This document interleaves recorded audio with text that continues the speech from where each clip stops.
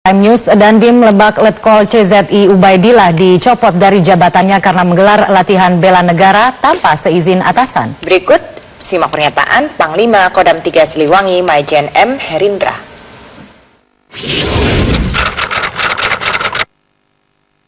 Jadi saya perlu tekankan juga, sampaikan kepada rekan-rekan wartawan, memang hari Kamis tanggal berapa itu ya, telah ada ya pelatihan bela negara yang dilakukan oleh Kodim Lebak, khususnya di wilayah Koramil Cipanas ya.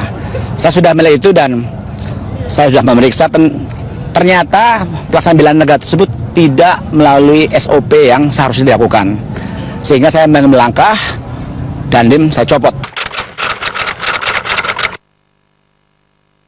Terusnya untuk pelatihan bela negara harus mulai izin ya, mulai dari Dandim izin ke Danrem nanti izin ke saya, dan saya akan menentukan ya atau tidaknya ya, itu. Sudah sementara, tapi kita belum ke dalam sampai situ. Kita hanya baru dengan prosedural ya, itu saja yang baru saya laksanakan. Ada pejabat yang baru. Siapa pejabat yang baru, Pak? Siapa pejabat yang baru? Letkol Safa. Letkol Safa. Sebelumnya sebagai apa? Letkol Safa. Dia sebagai di Kasiter, di Korem. Biasalah bela negara terhadap apa tuh kebangsaan, ya Pancasila. Sebetulnya untuk bela negara ini ya bisa dilakukan oleh setiap warga negara ya. Tetapi tentunya termasuk LSM manapun bisa. Tetapi tentunya yang akan kita lakukan adalah LSM yang pro NKRI ya, yang pro Pancasila ya, yang pro UUD 45, yang pro Bhinneka Tunggal Ika, pro kemajemukan. Itu kita siap melatih. Tetapi kalau ada ormas-ormas yang tidak pro Pancasila, tidak pro NKRI, tidak pro UUD 45, tidak pro kemajemukan, saya akan pertimbangkan itu. Tentara itu kan harus izin, jelas izin, kita hierarki ya, nggak bisa menyalahi aturan, harus izin. Kalau izin nanti tanggung jawab di saya. Kalau udah izin, saya akan memberikan pertimbangan ya atau tidaknya. Setelah pencopotan ini langkah selanjutnya apa, Pak? Ya, nanti kemarin evaluasi kita akan berikan apa itu namanya arahan-arahan supaya ke depan dia tidak berbuat salah lagi. Ya, tadi cukup jelas ya, tadi disampaikan oleh Pangdam 3 Siliwangi yang mengatakan bahwa telah ada kesalahan prosedur begitu dalam latihan bela negara sehingga akhirnya diambil langkah tersebut untuk mencopot Dandim Lebak. Tapi tentunya mengenai bela negara sendiri ini sebenarnya akan kita simak lebih lanjut. Sebenarnya pemahaman mengenai bela negara ini seperti apa? Iya, karena sebenarnya kalau konstitusi Indonesia sendiri memang mengakui kan adanya bela negara ini gitu. Tapi nanti aplikasinya seperti apa, itulah yang harus dibahas begitu. Iya. Karena belum tentu sesuai dengan keadaan negara pada saat ini begitu kan? Iya, betul sekali. Nanti rekan kita Rifai Pamone akan menjelaskan lebih lanjut kepada Anda di rumah. Tentunya kita ingin mengetahui lebih lanjut supaya tidak ada salah langkah lagi ke depan. Seharusnya memang dipastikan seperti apa sebenarnya rambu-rambu yang harus dipatuhi, terutama ketika kita akan mengajarkan atau menyebarluaskan mengenai bela negara. Latihan bela negara yang dilakukan oleh Komando Distrik Militer Lebak Banten dengan Ormas Front Pembela Islam atau FPI dinilai menyalahi prosedur. Akibat latihan itu, Komandan Distrik Militer Lebak dicopot dari jabatannya. Media sosial dihebohkan dengan beredarnya foto latihan bersama antara TNI dengan FPI di Lebak, Banten. Foto ini menuai sorotan karena TNI dinilai memfasilitasi FPI mendapat pelatihan militer. Kodam Siliwangi pun angkat bicara dengan menyebut kegiatan itu adalah program rutin bela negara. Namun Kodam membantah latihan diberikan secara khusus kepada kelompok tertentu seperti FPI. Akibatnya, Dandim Lebak Letnan Kolonel Ubaidillah dicopot dari jabatannya. Ubaidillah dituduh menggelar prosedur latihan bela negara karena peserta latihan tak dilaporkan lebih dulu kepada Korem dan Kodam Siliwangi.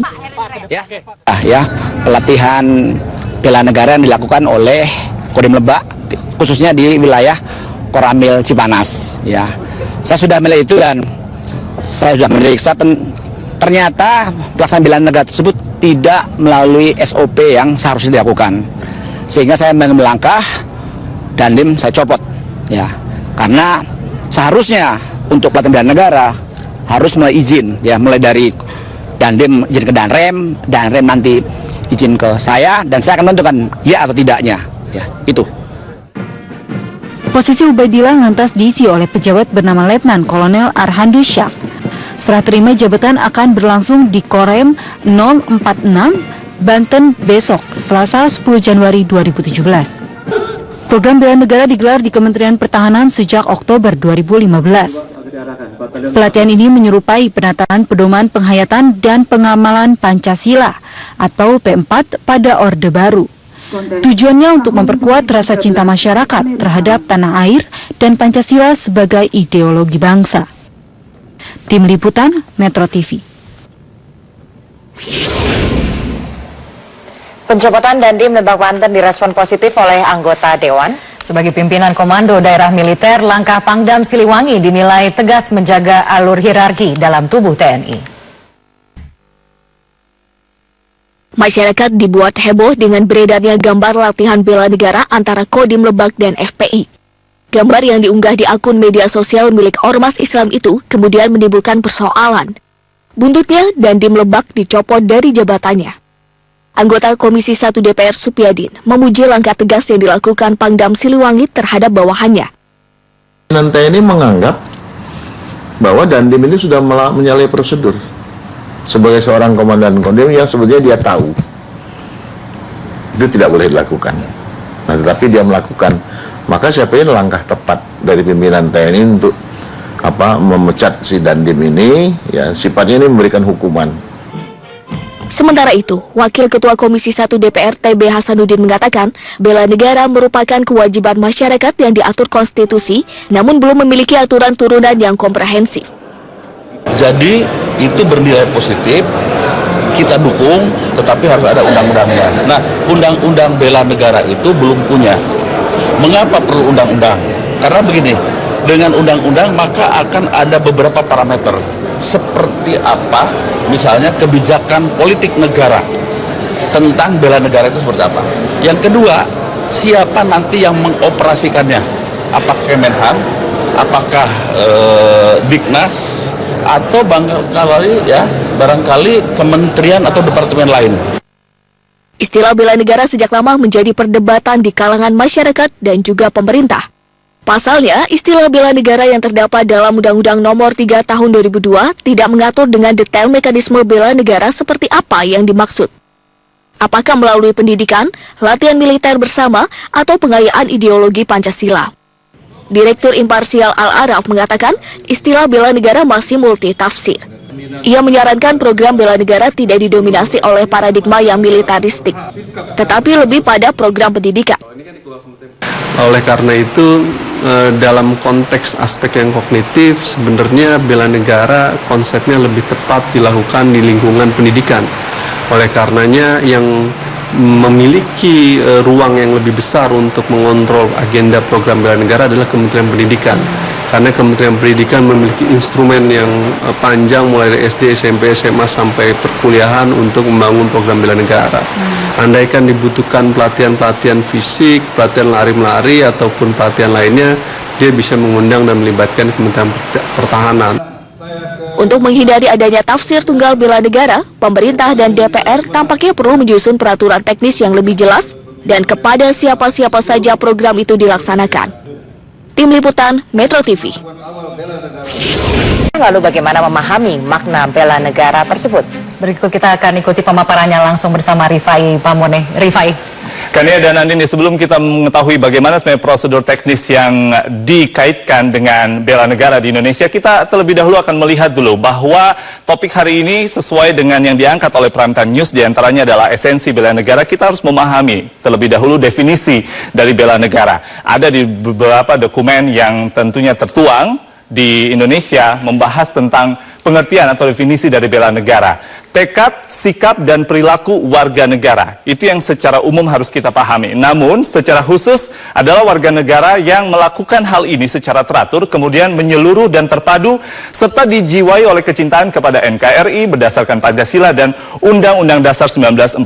Seperti yang disebutkan tadi dalam paket informasi atau wawancara kami bersama dengan Pangdam 3 Siliwangi yang menyebutkan bahwa siapapun warga negara Indonesia memiliki hak dan kewajiban untuk bela negara, namun yang memiliki asas kecintaan kepada NKRI berdasarkan Pancasila dan Undang-Undang Dasar 1945 dalam menjamin kelangsungan hidup bangsa dan juga negara. Informasi berikutnya yang ingin kami tunjukkan adalah dasar hukum atau landasan dari bela negara tertuang di dalam konstitusi negara kita, yaitu di pasal 27 dan pasal 30 UUD 1945 masing-masing.